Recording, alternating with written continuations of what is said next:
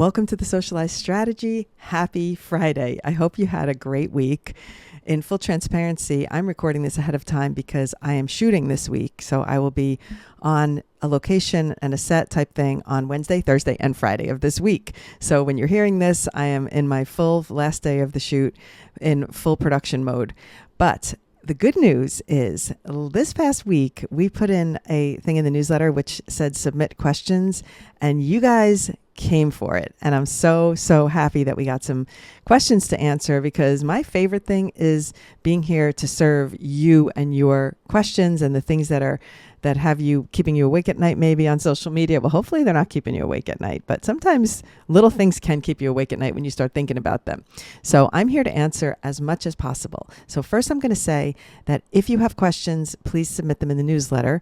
Secondly, I'm going to answer them at the beginning of the Friday episode. This way, if you read the newsletter and you don't feel like listening to the whole podcast to hear the questions, you can hop in, listen to the answers to the questions, and then decide if you want to stay for the rest of the content. And I know you're going to want to stay today because we're going to talk about hooks and how to use hooks effectively in your content. And a lot of people talk about it and they say, oh, it's overrated, and, hooks, or you have to have hooks, or one, it's either like you're on the train of hooks or you're on the train of that sounds too canned. And so I'm going to address all of those things in this episode as well. So we're going to cover a lot. It might be a little longer than the usual 15-20 minutes, but I'm going to try and be efficient. But I will say the reason I like to do the podcast is I can give you more information than I can in the newsletter. So stay with me. And let me start by saying, Lorraine, thank you for calling me and asking me some specific questions this week, which happened to be during the week when I was taking questions. And so because Lorraine is she's a loyal listener, she's one of my favorite friends from TikTok that I've met on, I think I met her on Instagram though, technically. So we're more Instagram friends. I shouldn't say TikTok, but she's really one of my favorite social media buddies that I've met through the years. And now we're friends in real life. And one of these days I'm going to give her a real hug in person. I just know it. The day will come. But she actually contacted me because she had a really interesting thing happen, and I think it's worth talking about. She lives in Sarasota, Florida. So during the hurricane, she had a tree come through her house, like the top of a tree. So the two roots of a tree came diving into her house, and they looked like legs in one of her kids' bedroom. And of course, she was not there, thankfully, so she was safe.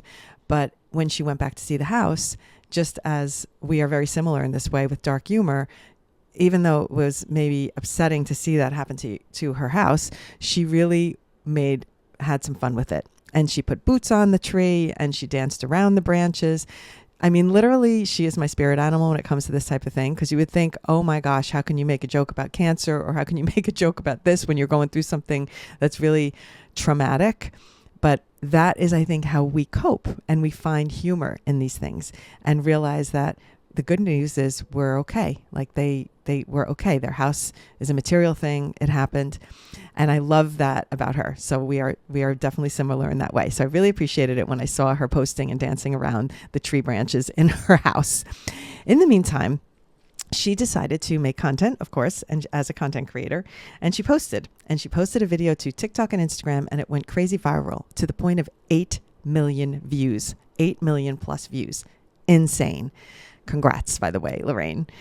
And what we've learned, and she knows this because I've talked about this on many a podcast, is that a viral video does not necessarily equal millions of followers coming your way. It really depends on the type of video that it is that goes viral.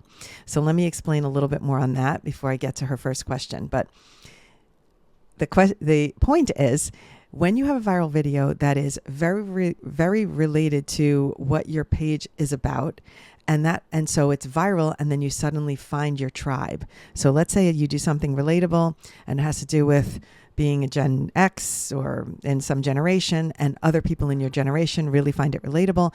Then they decide they want to follow along for more of your humor or more of your insights. It's more likely to prompt a follow.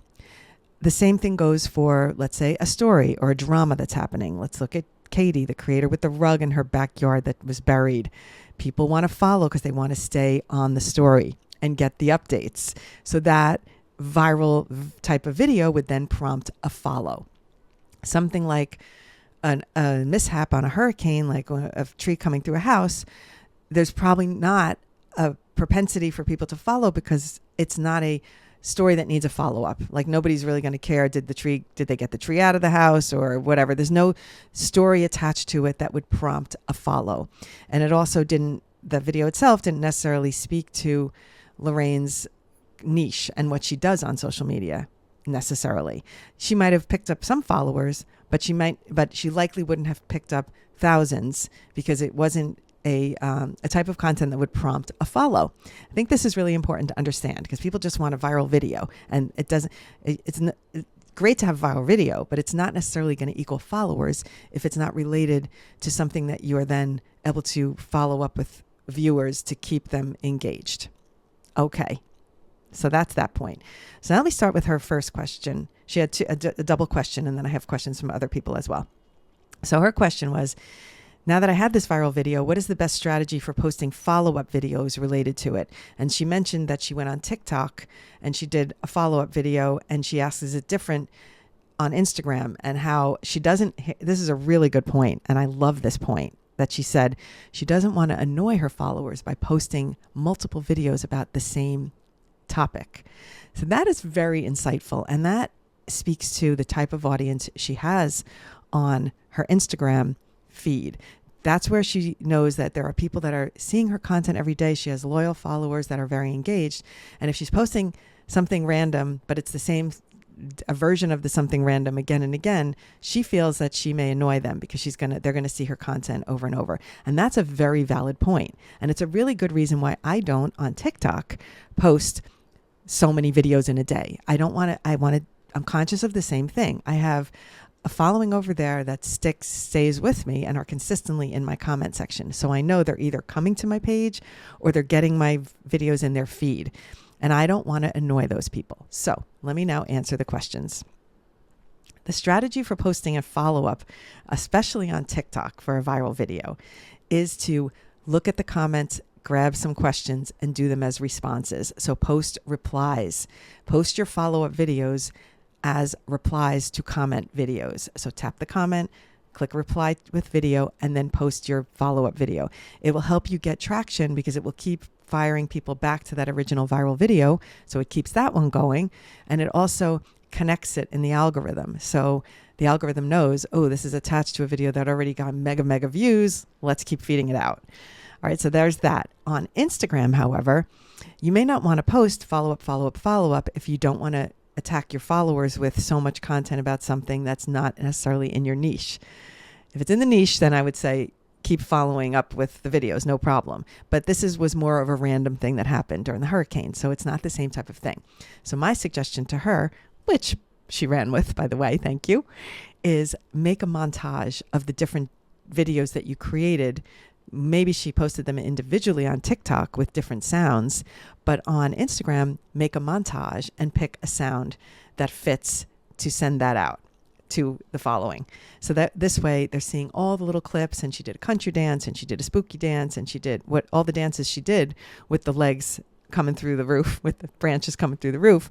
She did it more of a montage video. So that's a really, really good lesson to be learned from having a viral video, and just for me to be able to share some insight that I wouldn't have the opportunity to share because it's specific. However, it probably applies for a lot of people who maybe have had a viral video. The next question, this is really good because it's actually related to the first question, even though this came from someone else. Is it better to use a viral sound on a video, or is it better to use something that fits the content? So funny enough, I was saying the same thing to Lorraine. We were talking about like what sound could she use on Instagram to make this montage? And is it better for her to pick a viral sound or something that's funny and fits the video? For example, when she's dancing with this branch legs, I suggested like "We Are Family" or "Somebody's Watching You," but those are not trending sounds. So then in her case, that would have been okay because she probably has enough followers where they would have seen it and been amused by it and maybe enjoyed it and helped it go get some traction. But if she really wanted to focus more on getting views on it and running with it in a way of then using a trending sound is a good strategy. So then I suggested maybe "Blame It on the Rain," which happens to be trending right now. It's trending on TikTok, which means it'll soon be trending probably on Instagram. So that's the story. I have linked those videos in the newsletter, and I'll link them here in the show notes because I just want you to see the evolution of what happened for Lorraine, which is a very good learning experience for everyone to enjoy. And I should mention, Lorraine has a big following on Instagram, but her TikTok following is smaller. So this 8 million video was really, really good and awesome for her to have on TikTok because that's not her big platform. So it kind of woke up the algorithm over there for her. So hopefully that's going to cause some additional traction. So good luck, Lorraine. Happy to hear from you always. All right, now on to two more questions before I get into the topic for today. I'm sorry, but we're going for the questions today. What is the best way to share links on TikTok and Instagram? And my suggestion is to think about these platforms specific because Instagram is so much more user-friendly when it comes to links because you can put them right on the story. And I always say, for any type of sales or service or offer that you're having, the shortest distance between the viewer and the link is the best course of action. So that's why it's challenging to have people go to the link in my bio. Then you have to figure out do they know what the link in the bio means? Do they know how to get to the bio? Believe it or not, a lot of people don't. So that's why it's really frustrating. And that's why TikTok Shop does so well, because the minute somebody posts something, shares something, boom, the link's right on the video. Unfortunately, TikTok doesn't allow any other links to be added on videos, it seems, at least to me. So if you know otherwise, please let me know. But it looks like you can't. Even on a story, you can't add a link. So it's frustrating. So I always suggest think of the shortest distance for your viewer. And oftentimes I'll just put my website right on the video. I'll embed it in CapCut, hellosocialize.com with a capital H, capital S. So it's readable, quick, and all of my stuff is there. And that is my solution to it, because I think by the time I get someone to go to the link and then click and then find, I'm better off getting them to one place where I know all my things are. So on Instagram, I actually do recommend use the link in the story. Use your story. Stories on Instagram really are where your most engaged followers are going to see you. So put the links, learn how to do it. If you don't know how, I'll put the tutorial in here. Make sure you know how to add a link to your story, and make sure you type a title for the link so it's not the default title. Like click here for blah. Very obvious. Tell people what to do. They don't always know. Last question for today. Should I be worried when a suspicious account adds my video to favorites, and how can I prevent it? A sus account adding your video to favorites. Okay. First of all, I don't know how you can keep up with this as your account starts to grow. I've had to let it go. I mean, I can't keep up with who's adding my videos to favorites. But if you are a creator who still is of the size where you can see that and you can tap and see who added it to favorites, I would probably question when people who are other gurus are adding my things to favorites. Are they going to remake my videos? Oh, well. I mean, this is part of life. We get inspired by things, we see things, and a lot of people don't necessarily credit the creator where they learn things. It's just a reality of social media. But if you have an account that you think is suspicious, looks like a bot account, why is it saving? You can tap and then block that account if it bothers you, or you can just make a note. You're going to keep an eye on it, and you're going to keep watching that person's account and see maybe why they saved it to favorites. But I will tell you this, often saving to favorites is the way people save a sound. So they might just hear a sound on your video, a piece of music, and go, oh, I want to use this music. And they don't know that they can just tap on the music and add it to the favorites. So they add your video to favorites. And that happens I have a very viral video of a head spinning thing that has been added to favorites by thousands of people because they wanted the sound. And then I'll see this video is posted using a sound inspired by you. So I will actually get an alert for that too. So there's very funny things happening where you might think a person's saving it to favorites for a suspicious reason, and maybe it's a very simple reason, like they just want to save the sound, and this is the only way they know how to do it. All right. Those are the questions for today. Let us hop into the topic 14 minutes later, but hey, this is what it is. We're going to power through, and I'm going to talk about hooks. And I am going to be talking about this for a bit because I want to add to what I shared in the newsletter today, because Julie wrote it out so neatly and so cleanly. And then sometimes I want to elaborate on some of the things. So the first type of hook, let's talk about hooks in general. People think, oh, her hook's overrated. The fact is, if you can hook someone in the first 3 seconds, that is a good thing on social media. So don't sneeze at the hooks or look down on them. Whatever it is, Even if it seems like it's not a hook, it could have hooked you in. So let's really just embrace that. The whole mission on social media is to keep someone on your content and to, quote, hook them in. So that's why hooks are important, even though maybe we think the word has been overused. Okay, so now I'm going to overuse it today because I think we need to talk about it in depth.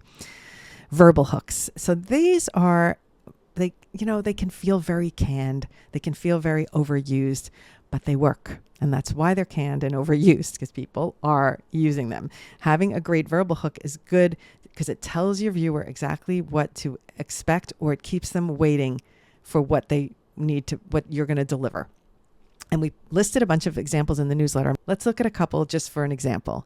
Here's one thing nobody tells you about blank. So this is a great one because you're going to grab your listener. They're going to at least wait till you say what the thing is. And then you might lose them if you don't keep their interest. But at least maybe those first 3 seconds, you've kept them around. 3 reasons why you need to try X, whatever X is, a product, a service, a cervix, a product or a service or a restaurant or a coffee shop, whatever it is. You can hook someone in with something simple like that, and then 3 reasons, and put them on the screen. So a lot of these videos get tired because I think social media has done them over and over again, but sadly they work. Even if they're tired, they work. So now let me tell you, take this to another level. It's the way you do it. If you're just there with a monotone voice, here's 3 reasons why you can blah, blah, blah. Okay, is anybody sticking around for that? No, not necessarily. It's your energy that keeps people sticking around. So get a little fire in your step, a little light in your eyes, get a little smile on your face, or concern if it's something concerning. And I'm not saying act, but I'm saying put yourself a little more into your content versus just delivering it. Because just delivering it, you're competing with a lot of people just delivering very similar content. And how are you going to stand out? That leads me to the next thing, which is the nonverbal hook. How are you going to stand out? And now there's so many nonverbal type of hook things that can keep people interested. This could go on for days. I could really talk about this for literally an hour, but it's more strategic and more subliminal. And it can be so many things. So some examples are in the newsletter, but I am here to tell you something as simple as having your hair sticking up by mistake like this. That could be a nonverbal hook because people might comment on that. I one time had a thing where I had something on my shirt and it was like, who else couldn't hear anything because she had the thing on her shirt, whatever the heck it was. I can't even remember because it was early in my TikTok journey where I had something that was amiss and then everybody was obsessing on it. So even things that are ridiculous could be a nonverbal hook. It could be something you have in the background that's distracting people. You could put something up there that people are reading, and then they're like, was I the only one who was as distracted by the such and such? When I'm at my other location and I have the wood art back there, a lot of times I get, was I the only one who was only just looking at the art the whole time? So nonverbal hooks are not just doing things, which I'm going to read a couple of from a list, but it can also be something you have in your scene. I have noticed. And this is I know these aren't hooks, but these are like tricks that can be considered hooks. But I have noticed people purposely spelling a word wrong in their text. And this is not me and Julie accidentally spelling our text wrong on the scene, because we do it by accident a lot of times. This is somebody clearly purposely spelled the word ridiculous with an E, ridiculous, because they want... I remember seeing it and going, oh my God, reaching for the hook, or reaching for the engagement because it's so obviously not an accidental misspelling. So if you're going to do that type of thing as a strategy, use an example of a time where you did it by accident, because that's a better strategy than trying to purposely respell a word.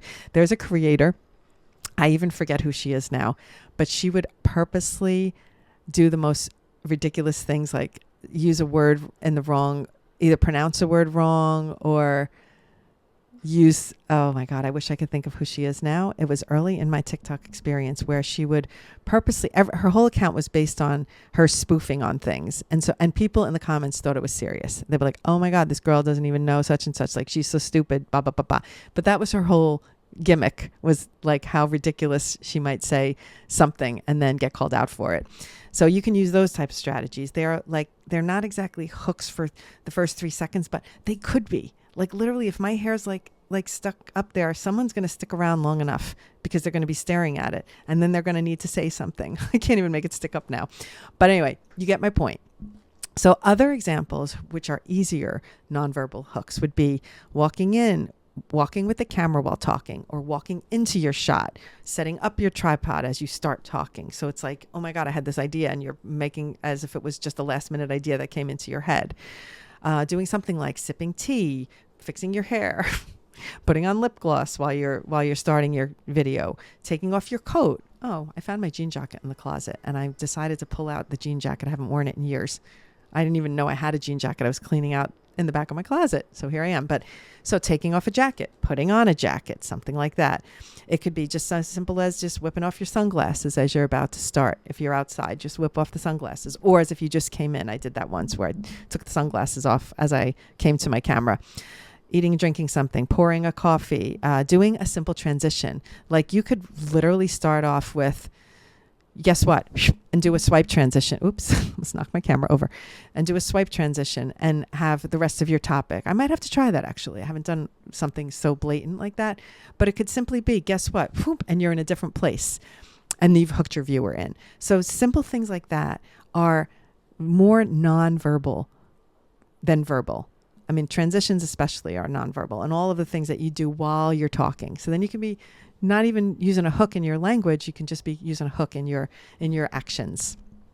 All right. Now, how to use verbal hooks effectively. Let's just go back to verbal. We're switching back and forth here, but to be effective, don't use it all the same time. Don't use the same hook every time. And I am guilty of, here's how to do the blah, blah, blah. Whenever I'm doing a tutorial, here's how you do blah, blah, blah. That's what I do. That's my mantra. So I try really hard not to do that every time. And I know that it's not a concern for me, because I always say, if someone's scrolling through all the videos on your page, if they come to your page and then they're scroll, you don't want it to always be like, hi guys. I don't want mine to be, here's how to. So I do try to be conscious of how I'm starting off my videos. If you want to know how to blah, blah, blah, or if you saw this trend and you want to know how to do it, I try to change it up, because I like to be direct and to the point, which is one of the comments I get most often about my content, is that I don't waste time and I get right to the point. And I so appreciate that comment, because I know that that's my skill set and I do it on purpose. I don't beat around the bush. Here's what we're doing today. Boom. And I tell you. So I really appreciate that. And I try hard to be consistent about changing my hook, but also making sure that I'm getting right to the point on my videos, because I think it's important for what I do on my tutorials that I continue to do that. The other thing I will say is, don't get discouraged if a hook doesn't work. You could change up the material. You could try the same material with a different hook. You know what you can do, which now this is an idea that I'm thinking of for myself now, is, oh my goodness, recording a few different hooks for the same video and then editing it and having alternate openings. You know, it's so basic. I do this in my commercial life. Why haven't I ever thought to do this with my content? I don't know.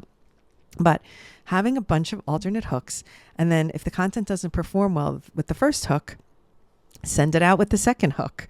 Send it out with the third hook. Like, nobody cares if you're posting videos again, because they're not always seeing all of them. And if your loyal followers are seeing all of them, they'll probably get a kick out of it because they'll think she's lost her mind and they will forgive you. But I do think that's a good plan, actually. I might have to try that now coming up. Maybe I'll do a test where I'm going to experiment with a different opening on the same video. Oh my God, you just gave me a great idea. Okay. Lastly, I'm going to start to wrap it up now because I'm going on too long today. But lastly is to challenge yourself by going back to a video that maybe didn't do well. Listen to the whole thing and think, what line could I change in this and start with?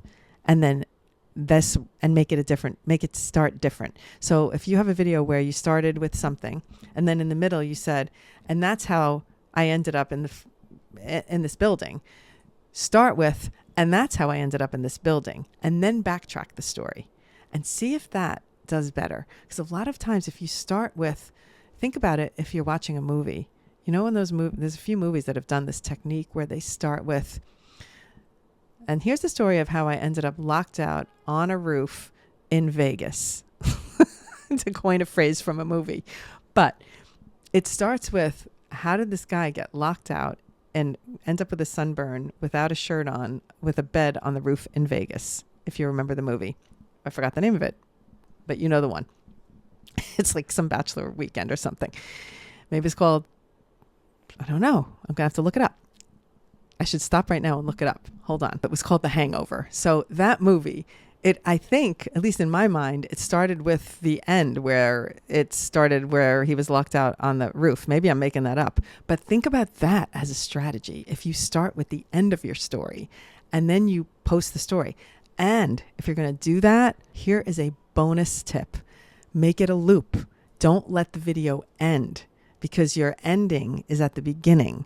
And that is how you can create a loop video, which is the primo way to get engagement. Because if you can get people to watch it and go around again and watch it for a second time, added engagement. This is so, so good. So use that as a strategy. Go look at one of your old videos and do it as a test. Do it as a challenge.